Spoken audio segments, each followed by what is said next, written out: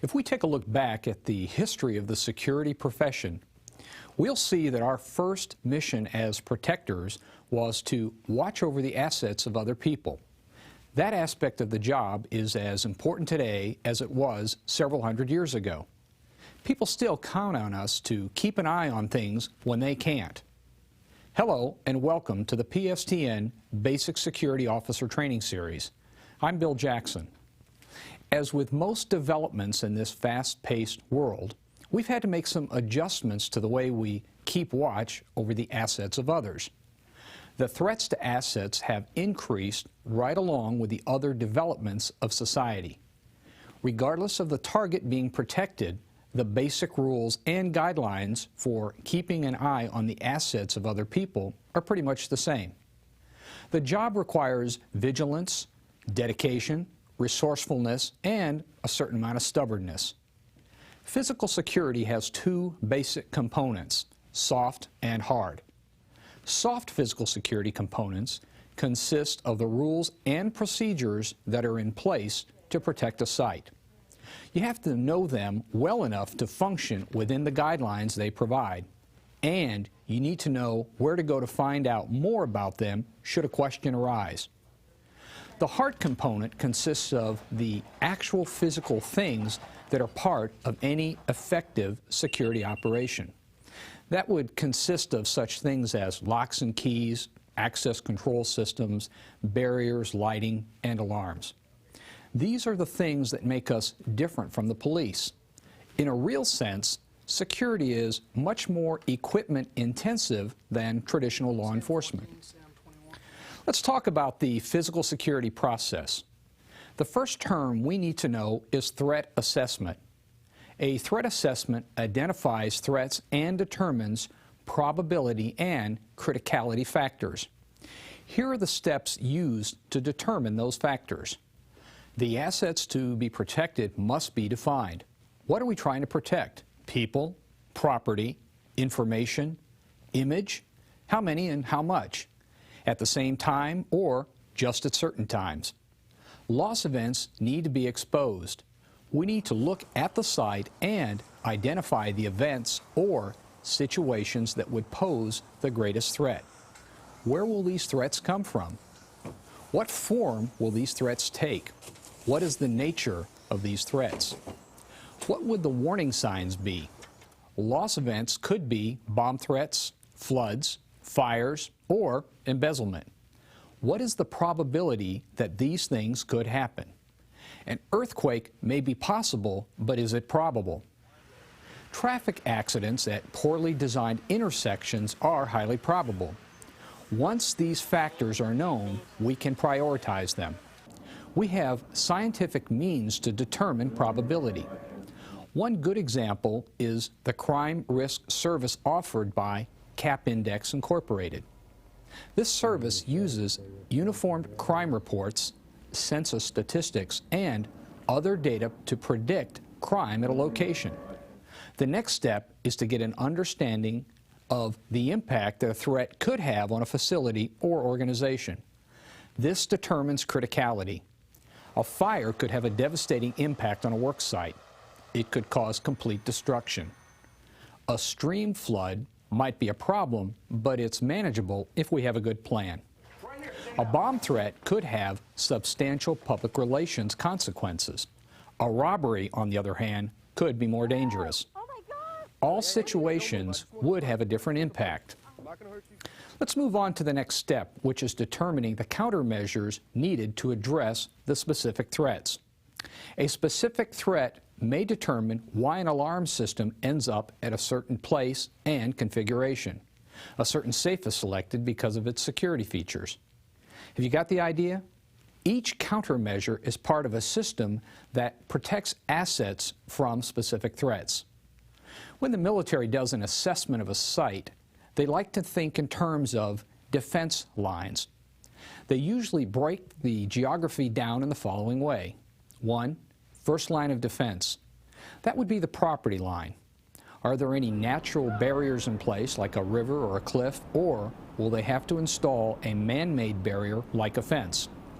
Signs can also be used to keep trespassers from a protected area. Utilize a variety of deterrents. The approach used can be as creative as the circumstances allow. 2. The second line of defense. This is the exterior of a building or structure. Any controls at the second line are usually difficult to penetrate. Any opening in the perimeter, like a window, door, or skylight, needs to be viewed as a potential way for an intruder to gain access. 3. The third line of defense. These are the interior controls that are in place to protect a particular room or object. It would include access controls, alarms, locks, safes, and vaults. No matter what form a barrier or physical security component may take, we have to keep these simple objectives in mind. We need to define what our property boundaries are. That is, the first steps toward providing adequate security. We need to deter entry for those who are not authorized and allow entry for those who are. We need to delay entry momentarily until proper checks are made. We need to channel and direct the flow of personnel and vehicle traffic in a safe and efficient manner. We need to deploy and utilize our security resources in such a way that we are both effective and efficient. We need to do all these things as tactfully and smoothly as possible. We need to match our defenses with the environment. No discussion of the security function would be complete without looking into the big three. Lights, locks, and fences are essential to our task. They've been used to protect property and people since the security business started. Over time, all three have become pretty sophisticated. They fill a need in our protective design. In certain applications, they can be more effective than people. A good security lighting system has two effects on a security program. First, it enhances security by creating a psychological deterrent. Being visible to others deters criminals. Second, if it's intense enough, light can actually be a physical deterrent as well. Flare projection impedes attempts at forced entry. A word of caution: if you're blinded by the intense light, then you won't be able to see possible break-ins. Generally, there are four factors that we must consider when we look at lighting from a security perspective. 1. Size. As a general rule, large objects don't need as much light as small ones. The bigger something is, the more light it will reflect. So, a smaller light source will work. Bigger may not be better when it comes to lighting. 2. Contrast. This has to do with the shape and color of the object we are lighting up. The more contrast there is in the environment, the less light we will need to make the object visible. 3. Brightness.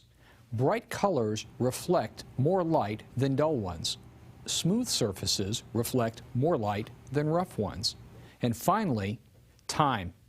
Not time of day. How much time does it take to locate the object in the midst of all the other objects in the area? The more complexity we have in a location, the harder it is to illuminate a single object. Protective and security lighting can be divided into four basic categories. The type of lighting that has been selected for a particular area will depend on the environment, the type of item being illuminated, and the circumstances at hand. The four types of security lighting are: 1. Continuous lighting. This is the most common type. Fixed lights are installed that cover an area overlapping zones of light. They're left on during the hours of darkness. 2. Standby lighting. Similar to continuous lighting, but they're not left on all night. Standby lights are turned on for specific situations or circumstances. 3 is movable lighting. This is mobile lighting that is manually operated. It's usually short-term and used to supplement other lighting sources. Lastly, emergency lighting. Usually contains its own power source and is activated automatically when the other lighting systems fail. This is a redundant lighting system.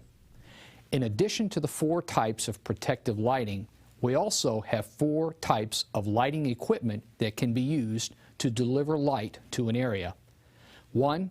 Floodlights. Now, these can be used in a variety of security situations to cover both large and small areas. Beam widths and brightness levels vary between different models. 2. Street lights are a diffused light as opposed to a directional beam. They can light large areas very well. Fresnel lights shine a fan-shaped beam of light that goes out 180 degrees horizontally and about 20 degrees vertically. These work well in applications where glare could be a problem in the surrounding area. Finally, searchlights send out a highly focused beam of light and are easily aimed. Handheld models can be powerful tools for patrol officers. For more information on lighting, visit the Lighting Institute website at www.lightinginstitute.com. You know, archaeologists have uncovered pin locks in Egypt that date back over 3,000 years. Locks have been around for a long time. There are as many variations on locking devices as there are locking companies. Locks, regardless of manufacturer, provide varying degrees of protection for the locked area.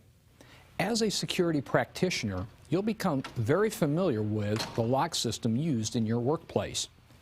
There are some basic locks that you should know about. They have been around for many years and will probably be here in one form or another for many more. A lock is a device, usually a mechanical one, that secures a door or a window frame into a wall. If the wall, door, or window is flimsy, the best lock in the world is easily compromised. We also have to understand that any lock will eventually be defeated. Just having a lock in place does not guarantee security. Basically, a lock is a system comprised of 3 separate and interdependent parts. The operating mechanism is what turns inside the lock to force the bolt into the door or window frame. Next, the keying device is the means, usually a key, that turns the mechanism. Third, the latch or the bolt is the device that the mechanism moves and what provides the actual protection or the barrier to entry. All 3 components are subject to attack or compromise either as a unit or as individual components. The simplest latch is the spring type. It's the most popular and also the most easily defeated type. The other kind is a deadbolt. It's called that because it does not have a spring that pushes it into the door frame. You have to turn it manually. Deadbolts are better locks as a general rule. With the hundreds of locks and locking systems that exist today, it would take weeks to list them and show you how they work. In general, locks and lock systems can be divided into 4 basic types or styles. Actual usage may vary from place to place. Old locks that are still functioning well are still in use. The types are 1. A lever lock. These are the kind you find in file cabinets, desks, and lockers. They're very low-level security applications. Next, warded locks. These were primarily made prior to the 1940s but are still around today. These are also low-level security. They're the ones with a keyhole you can see through. 3. Disc tumbler locks. These are the kind you find in antique automobiles, another low security level lock. 4. Pin tumbler locks, the most widely used kind of locks in the industry today.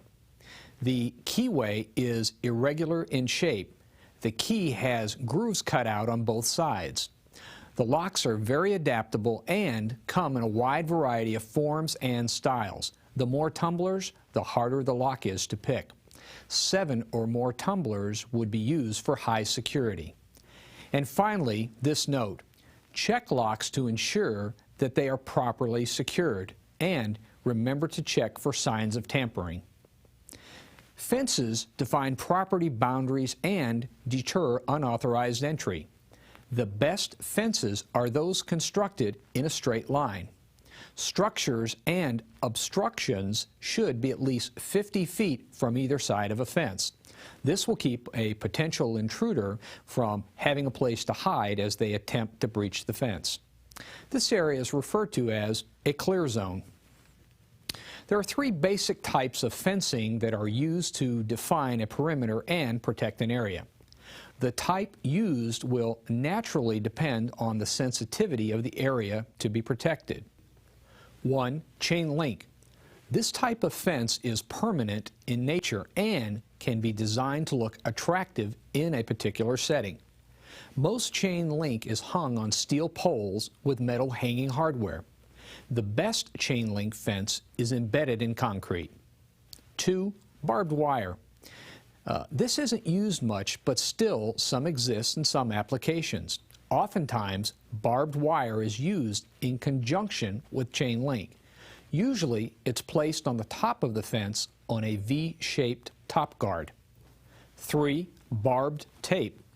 This is something referred to as concertina wire. You'll see it used on the top of some chain link applications or on the ground inside a double row of chain link fence. A perimeter barrier of any type will provide some level of security protection, but we have to remember that it is not a total defense system. It's a component of a system that must be properly maintained. Every opening in a perimeter is a potential security breach. The more gates you have, the more time you need to watch them. The rule of gates is simple. If you don't need it, keep it locked and check it. And remember one other thing. Padlocks can be tampered with or cut off. Some criminals have cut off padlocks and replaced them with their own. Alarms enable us to protect against unauthorized entry. There are various types of alarms. Intrusion alarms can be broken down into two classifications: electromechanical systems and volumetric systems. Electromechanical systems provide point protection for a door or window. Some are also used as a tamper alarm for card readers. They operate on the simple principle as many bombs or booby traps. An alarm is triggered when an electric circuit is completed or interrupted. Now, volumetric detection systems respond by the volume or mass of a human body. They provide area or perimeter protection. Perimeter protection can be provided by beam systems such as infrared, photoelectric, or microwave. The most common is the passive infrared, or PIR. This system senses infrared energy given off by the human body. In order to provide the most effective protection possible, the security officer should adopt the principles of aggressive protection. Know your assigned area. It's your responsibility to become familiar with the environment that you work in. It's not enough to know just the standard access and egress routes of a facility. Also, you must be familiar with all the potential routes in and potential routes out. Sometimes this is going to require you to think like a person who intends to breach the security of an area. How would you do it? What are the weak spots that can be exploited? What conditions would allow for the easiest entry and exit? Your knowledge of your assigned area should be so complete that you could, if you had to, find your way around the area at night without using a flashlight. You can bet that the people who make a living stealing from others take the time and the effort to do their homework. 2. Assume nothing. There's a saying in the government that has a particular application to the function of a security officer. It is, trust but verify. You are on safe ground in trusting what you're told by your supervisors. You will probably be all right in trusting your fellow officers as well. But when it comes to protecting property, leave nothing to chance. Check and verify the things that you're told. If someone says that a particular area has been locked down, go and see. If you're told that a procedure has been changed, check and find out when and by whom. Written orders and memos are one thing. those you can count on to be right 99% of the time. Verbal information should never receive the same consideration. It is true only when you have verified it's true, and not until then. 3. Check the barriers. A barrier is something physical that has been put in place to keep people out. Barriers can take the form of doors, windows, walls, ceilings, floors, and hedges.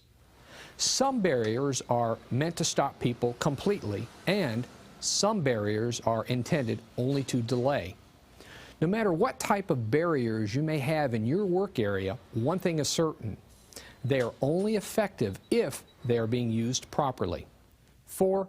Think in terms of concentric rings. Your work area is actually made up of a number of work areas all clumped together. Some sections of the work area are open to the general public and accessible to anyone and everyone. These are the outer rings of your perimeter and are sometimes referred to as the green zones. They would include such locations as unrestricted parking lots, sidewalks, and reception areas. Inside the green zone are the areas that outsiders can be escorted to by workers, but are not open to the general public. This would be places like shop floors, office suites, seminar rooms, and child care facilities. These are commonly referred to as yellow zones. Finally, we come to the inner set of rings, the red zones. These are the areas that are restricted to use by select people in the work site. This would include such places as executive offices, research areas, money handling areas, equipment or document storage areas, any place where there is sensitive or confidential information or property. We need to know who is in the red zone at all times. Monitoring activity in these areas is constant and deliberate. 5. Think hazards. Because it is the nature of our business to focus on those threats that are of a criminal or a quasi-criminal nature, we sometimes overlook the fact that there are other ways for people and companies to suffer. The most basic of these threats is fire. It's your responsibility as a professional to be thoroughly familiar with the fire safety response plan of your workplace. This knowledge goes beyond the basic concept of keeping combustible materials away from potential sources of ignition. Be aware of what types of hazardous materials are found in your work site and how these materials need to be contained. Know the locations of the nearest alarms, what doors to close, and what routes to direct others to take. You need to be able to direct the first responders to an emergency as quickly as possible. 6. Stay focused. Know the value of staying focused on the task at hand.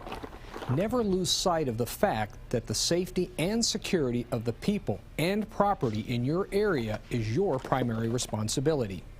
If you stop focusing on security, chances are no one else in the area will be thinking about it either. Stay alert, get your blood flowing, walk, concentrate on a task, or follow up on a call. Do something to get your mind back in the game. 7.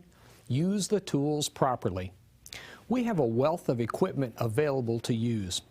As a professional, you need to know how all tools work, and you need to know what to do if they don't. Your radio is a basic and essential piece of equipment. It has to work every time you key the microphone. Make sure that the battery is charged at the beginning of your shift. Know the dead spots for your radio traffic in your area. Check your patrol vehicles and make sure that they're in good running order.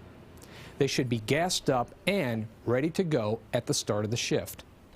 Problems with any piece of mechanical or electrical equipment need to be reported as soon as possible. 8. Look to the light. One of the best defenses to protect property is a good lighting system. If you can light an area well enough to see movement inside a perimeter, you can go a long way toward protecting the area from intruders. Lighting is usually designed to illuminate the outside of a perimeter or illuminate the inside area. Barriers are not usually the target of lighting. The area either side of them is. Good light provides a tremendous psychological barrier to an intruder. It creates the possibility of being seen. Usually, this is sufficient. You must make sure that the light in and around the protected area is properly functioning. It should light the target area, but not someone else's property. It should be of sufficient strength to allow visibility, but not so bright that it's a distraction.